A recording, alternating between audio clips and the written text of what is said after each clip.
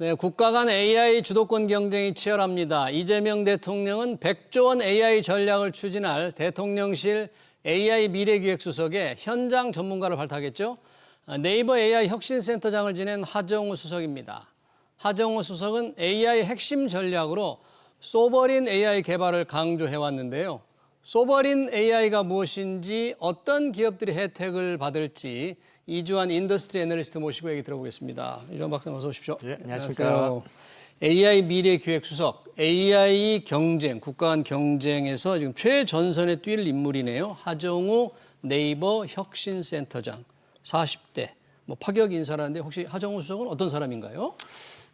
제가 알기로는 일단 서울대 컴공과 컴퓨터공학과 출신인 걸로 알고 있고 네. 지금 보니까 저랑 학번 차이가 한 10년 정도 나는 것 같아요. 아, 한참 후배인데. 젊은 네. 전문가네요. 근데 이제 수석이면은 차관급이잖아요. 네. 그러니까 어떻게 보면은 40대 중후반에 차관급으로 기용을 한 건데 민간이잖아요. 그렇죠. 늘공도 아니고 그렇죠. 공인데 네.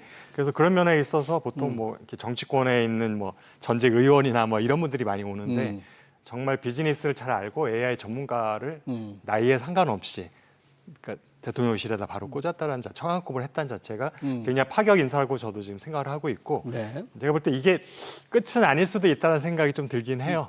아직 이제 내각에 대한 인사는 안 이루어진 게 그렇죠. 이제 총리 인준이 된 후에 이제 본격적으로 될 텐데 그렇죠. 지금 대통령실에도 그런 몇몇 인물들이 이제 기용하는 걸 볼 때는 내각을 기용할 때도 뭐 이전 같으면 거의 대부분 정치권의 분들이 많이 왔었는데 이렇게 약간 산학연 쪽에서도 좀 발탁될 가능성이 있지 않을까라고 좀 기대를 해보고 있습니다. 네, 그러네요. 민간 40대 민간 전문가 하정우 AI 미래기획수석. 이분이 저희 SBS 비즈 포럼에서도 강조를 했는데 소버린 AI, 소버린이 주권입니다. 국민, 국가 주권 AI 개발을 강조해왔대요. 소버린 AI. 이게 왜 필요한 겁니까? 그리고 뭡니까 이게 소버린 AI라는 게? 우리가 사실 가장 이해를 돕기 위해서는 딥시크를 떠올리시면 될 것 같은데요. 네, 딥시크. 딥시크의 아론 서비스를 초반에 보면 굉장히 한국 분들도 많이 앱을 다운로드를 받고 그렇죠. 미국에서도 많이 했었는데 전반적으로 이제 한국, 미국 다 일반적으로 일본도 그랬던 것 같은데 약간 데이터 센터가 이제 중국 본토에 있고 그다음에 데이터를 개인 정보에 대해서 다른 빅테크 미국 딥테크 기업들보다 좀 더 이렇게 여과 없이 중국 본토로 넘어가는 것들이 많이 있었기 때문에 좀 위험하다 정보 보호 차원에서 위협하다 판단해서 전반적으로 일단 공공기관은 다 일단 차단이 된 상태고 민간 쪽에서도 가급적 사용하지 말라라는 지침이 지금 내려와 있는 상황이잖아요.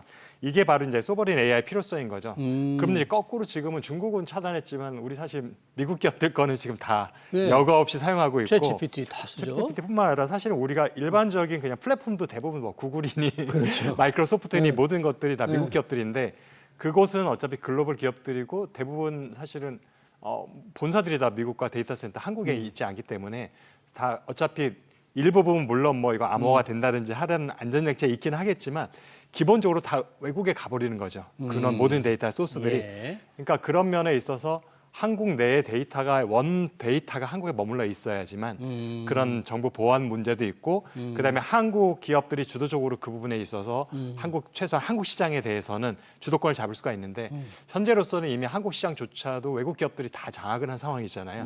소프트웨어나 플랫폼 쪽에 봐서는 그러면서 AI가 이제 차세대 플랫폼의 이제 넥스트 버전이라고 할 수 있는 건데 여기에서는 이미 앞부분은 늦었지만 AI는 이제 초기 단계니까 우리가 여기서도 다 외국에 우리의 모든 주권, 데이터 주권을 넘겨줘서는 안 되겠다. 이런 측면에서 지금 한국뿐만 아니라 거의 대부분의 국가들이 AI 주권을 지키기 위해서, 그러니까 소버린 AI라는 그런 의미니까 지금 많은 정부 차원에서 공공 부분에 투자도 좀 계획을 하고 있는 것 같고 자국의 로컬 기업들 중에서 실력 있는 기업들을 좀 키워서 어쨌든 경쟁할 만한 기업들 만들겠다. 이런 생각들을 좀 갖고 있는 것 같습니다. 네. 국가 주권, 우리 국가 주도의 소버린 AI 개발을 하자.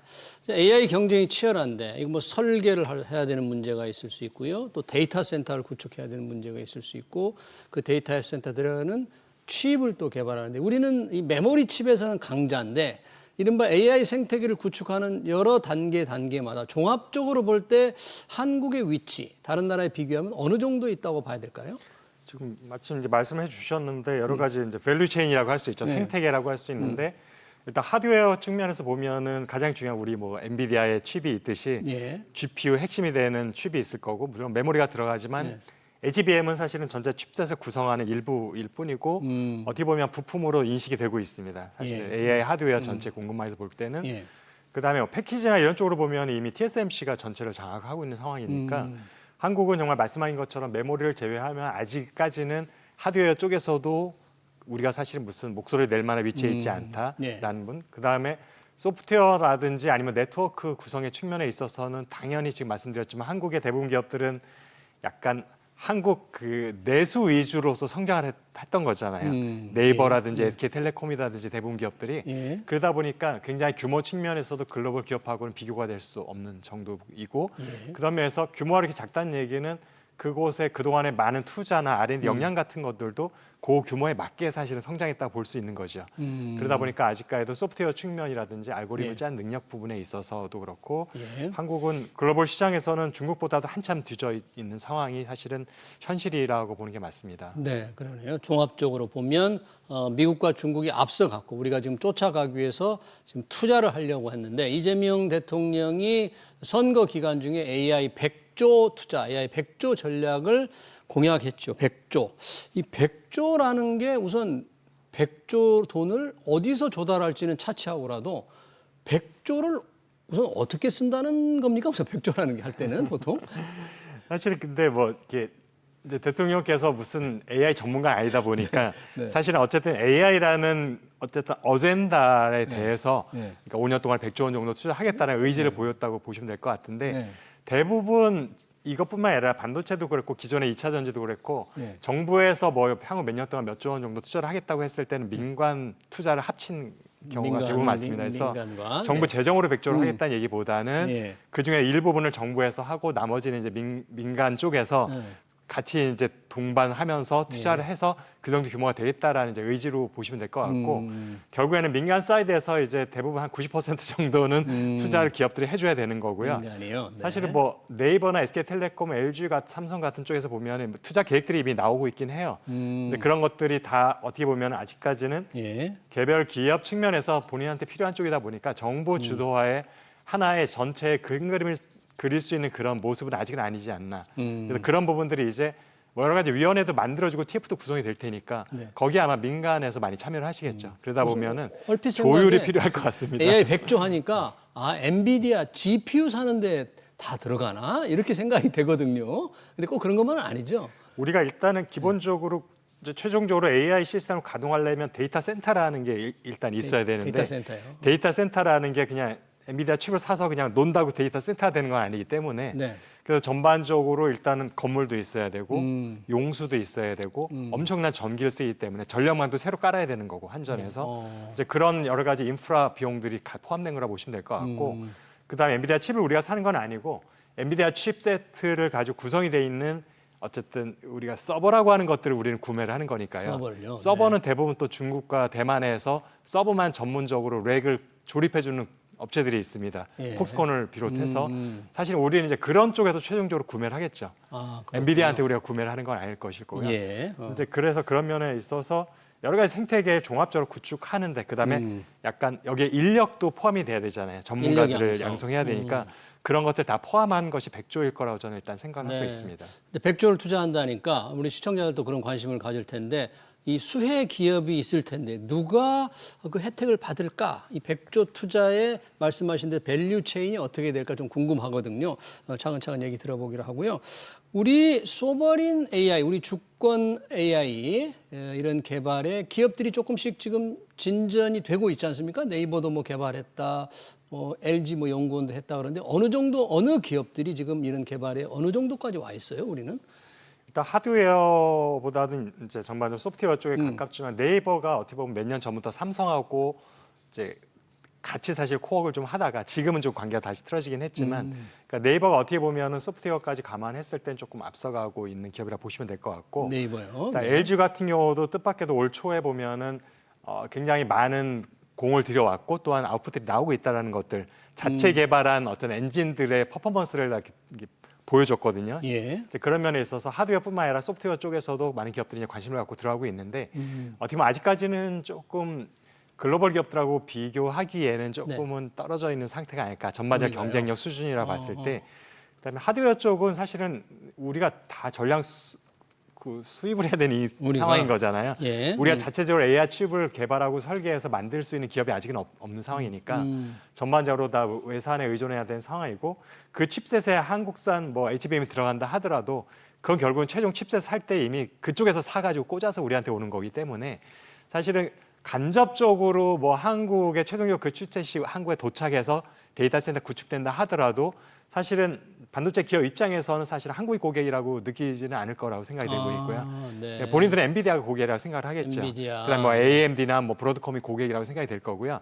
우리는 결국 완성된 거를 우리는 정부 입장에 볼 때는 사다가 사용하는 사용자 최종 사용자가 되는 거라서요. 네. 그래서 그런 것보다는 오히려 결과적으로는 소버린 AI가 되려면은 가장 중요한 플랫폼의 전체적인 네트워킹 시스템이라든지 인프라하고 그다음에 소프트웨어 쪽인데 소프트웨어. 그런 쪽에서 이제 한국 기업들이 카카오나 네이버라든지 카카오나 네이버. 그다음에 뭐 SK텔레콤 같은 기업들이 결국에는 주도적으로 역할을 해줘야 되는 부분이 있다고 생각이 되어서 이제 그런 쪽에 있어서 어떻게 보면 그런 기업들은 한국의 그런 기업들은 아직까지는 빅테크 기업, 미국의 기업하고 비교해 보면 사실은 내수 전문 기업이라고 볼 수 있는 상황인 거잖아요. 네. 그래서 아직까지는 그 틀을 벗어나기 쉽지는 않지만 현재는 내수 기업조차도 외국산 기업들에 대해 많은 부분들 우리가 의존하고 있는데 그 부분을 상당적으로 국산화하는 부분이 생길 수밖에 없다.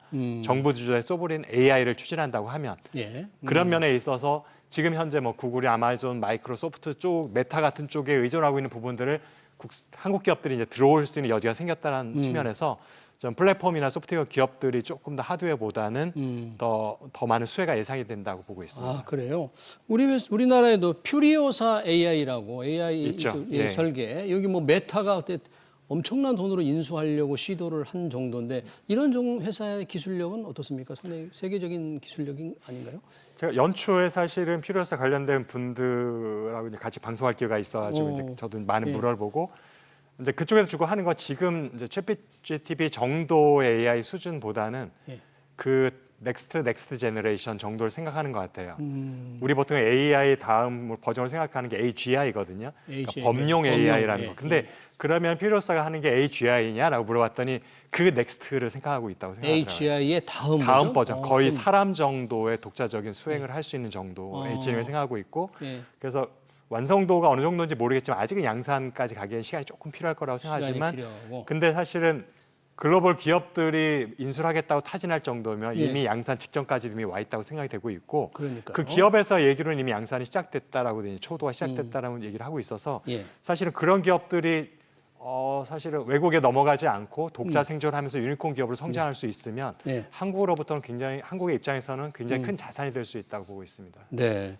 이번 100조 AI 투자하니까 이 대기업들의 시스템 시스템 SI 회사 이런 회사들이 상당히 그 주목을 받는다고 하는데 이런 회사들은 왜 그렇죠? 이제 지금 어떻게 보면 LG나 삼성 같은 경우에 가장 이제 큰 기업들을 갖고 있잖아요.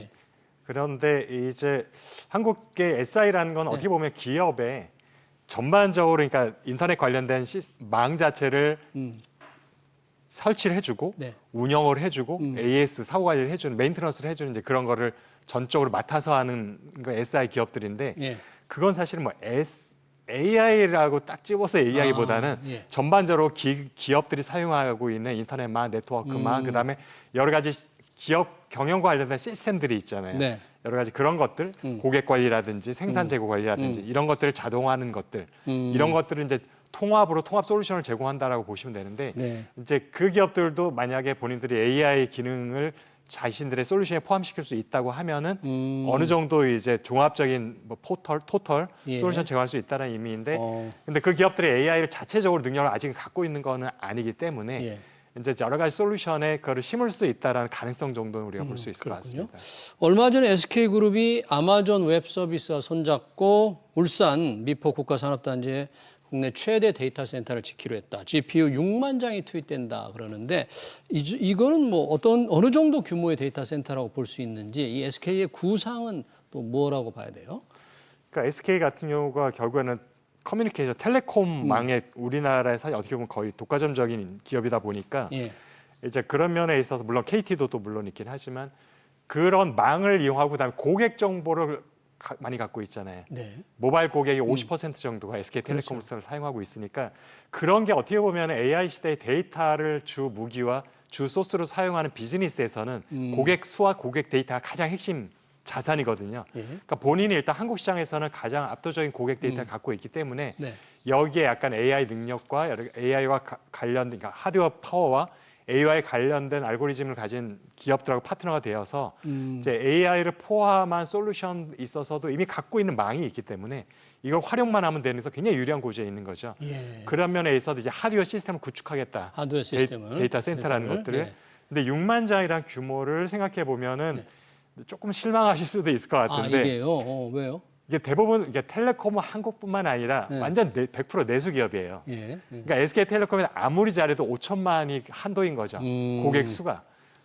그런데 그렇군요. 우리가 보통 메타, 아마존, 마이크로소프트 같은 경우는 글로벌 기업이니까 수십억 명의 고객을 상대로 하고 있고 예. 심지어 이제 중국 기업들은 내수긴 하지만 내수의 인구가 14억이다 보니까 글로벌 기업이 돼버린 거죠. 그렇죠. 그래서 올해 어느 기업이 그런 개별 기업으로 가장 많은 GPU를 구매를 할 계획이 있느냐? 네. 마이크로소프트더라고요. MS 얼마나요? 48만 장. 48만 장. 이야. 올해 한 해만 누적이 한 해만? 아니고요. 네. 그다음에 메타라든지 이제 아마존 같은 기업들은 20만 장 정도. 아, 그렇군요. 그다음에 심지어는 중국의 그러니까 바이트 댄스라든지 아니면 텐센트 같은 경우도 20만 장 정도. 알겠습니다. 그래서 6만 장이라는 거는 글로벌 수준에서는 네. 그렇게 우리가 명함을 내기 좀 어려운 수준이라고 보고 있습니다. 네. 그래도 이게 국내 최대 AI 데이터 센터를 만든다고 하니까 뭔가 좀 적극적으로 한번 지원을 해야 될 것 같습니다. 네, 우리의 100조 AI 전략 그리고 소버린 AI 전략 관련 얘기 잘 들었습니다. 지금까지 이주환 인더스트리 애널리스트였습니다. 이주환 박사님 고맙습니다. 감사합니다.